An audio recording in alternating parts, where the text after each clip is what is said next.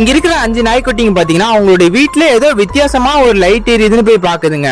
அந்த இடத்துக்கு அதுங்க போனதுக்கு அப்புறமேட்டு இதுல இருந்து ஒரு நாய்க்குட்டி என்ன பண்ணுதுன்னா அந்த இடத்த பாத்தீங்கன்னா தோண்டிட்டு இருக்கு.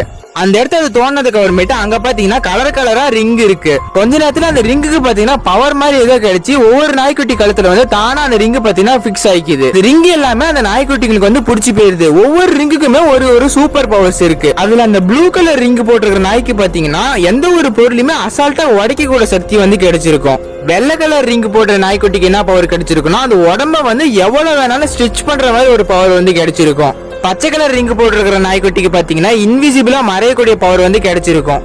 அடுத்ததான் அந்த ரோஸ் கலர் ரிங் போட்டிருக்கிற நாய்க்குட்டிக்கு பாத்தீங்கன்னா வேகமா ஓடக்கூடிய பவர் வந்து கிடைச்சிருக்கும். நெக்ஸ்ட் பாத்தீங்கன்னா ஆரஞ்சு கலர் ரிங் போட்டிருக்கிற நாய்க்குட்டிக்கு பாத்தீங்கன்னா எந்த பொருளையுமே அது தொடாமலேயே தூக்கக்கூடிய சக்தி வந்து கிடைச்சிருக்கும். கிடைச்ச நாய்ங்க என்ன பண்ணுதுன்னா ஒட்டுக்கா சேர்ந்து அவங்களுடைய ஊர்ல எந்த ஒரு பிரச்சனையும் நடக்காத மாதிரி பாத்துக்குதுங்க. திடீர்னு ஒரு நாள் 2 திருடனுங்க ஒரு கடையில வந்து திருடிட்டு இருக்கானுங்க.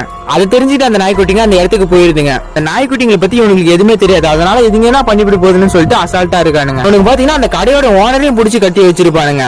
அதை பார்த்த ஒரு நாய்க்குட்டி அதோட சூப்பர் பவர் யூஸ் பண்ணி அங்கிருந்து ஒரு திருடனை வந்து கைத்தாலே கட்டி போட்டுருது. அங்கிருந்து இன்னொரு திருடன் என்ன பண்ணுவானா ஒரு கத்தி எடுத்துட்டு போய் அந்த நாய்க்குட்டி கட்டி போட்ட கவுத்தை வந்து கட் பண்ணி விட்டுருவான்.